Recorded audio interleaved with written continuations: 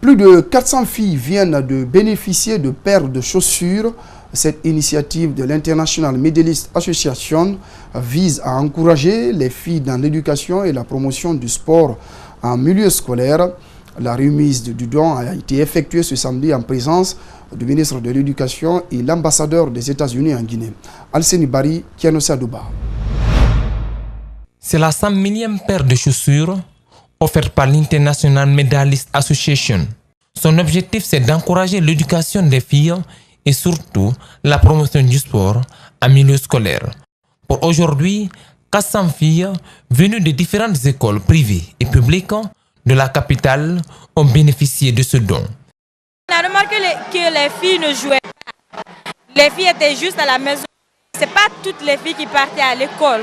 Les parents, si ils ont genre 4 enfants, 2 garçons, 2 filles, ils préfèrent amener les 2 garçons à l'école et laisser les 2 filles à la maison pour faire la cuisine ou quand elles ont 12 ans se marier.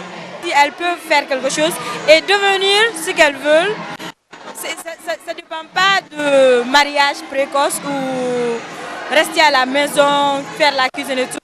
Oui, bien sûr, on doit faire nos devoirs. Mais à part ça aussi, nous aussi, ce que les hommes font, on peut le faire. Une manière d'inviter les filles à prendre leur destin en main, et cela à partir du bas âge. Ce geste n'a pas laissé indifférent l'ambassadeur des États-Unis en Guinée. Je crois que l'éducation est très importante, mais aussi les sports sont importants aussi pour donner les sens de participation en équipe, les soins, les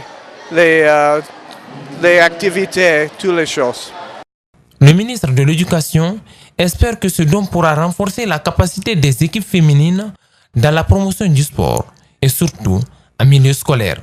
J'espère que le sport féminin a un appui à travers cette activité et que dans l'avenir, ceux qui ont bénéficié de cette formation pourront être dans nos structures sportives, dans nos équipes, dans nos différentes équipes, pour représenter le pays, représenter le département de l'éducation dans les tournois scolaires. Maurice Sangaré sollicite que cette initiative s'étende à l'intérieur du pays pour le bonheur des jeunes filles.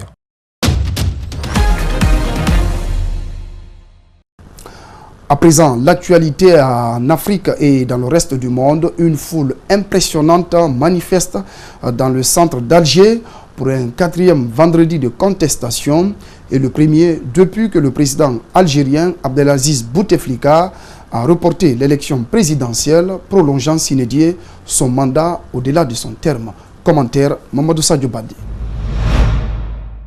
Une foule impressionnante a manifesté dans le centre d'Alger pour un 4e vendredi de contestation et le premier depuis que le président algérien Abdelaziz Bouteflika a reporté l'élection présidentielle, prolongeant sine die son mandat au-delà de son terme prévu le 28 avril. Cette 4e marche, c'est pour dire non à tous les changements qui ont été faits dernièrement. C'est pour dire à ce gouvernement, à ce système, que c'est fini pour eux. C'est bon.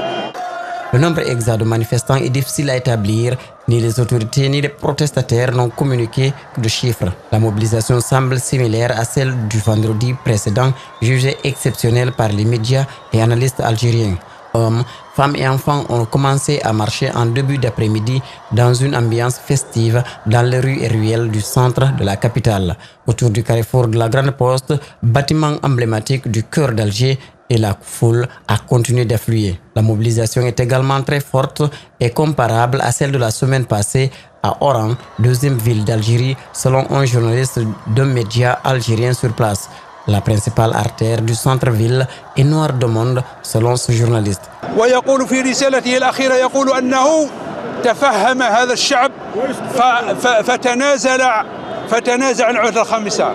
نقول له في هذه الجمعة المباركة والجمعة إن شاء الله الأخيرة أن يتفهم ويفهم أن هذه الجماهير خرجت للتمديد.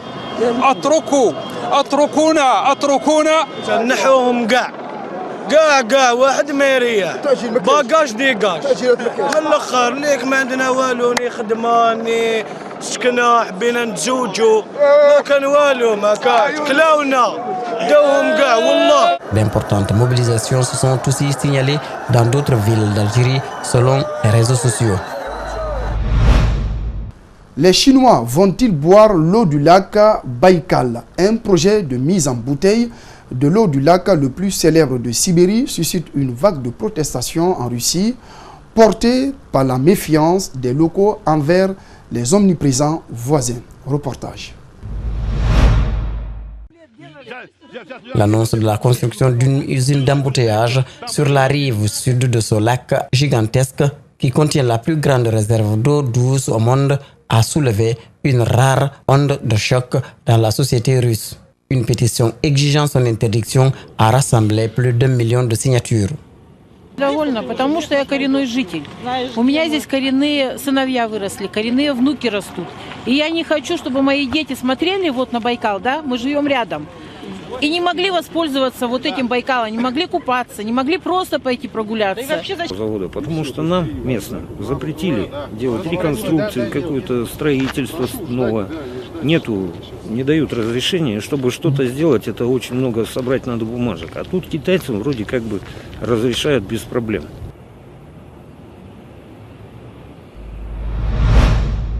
C'était le journal de la rédaction. Merci de votre aimable attention. Ce journal est à retrouver sur notre site espacetvguinée.info. À toutes et à tous, excellente soirée sur notre chaîne.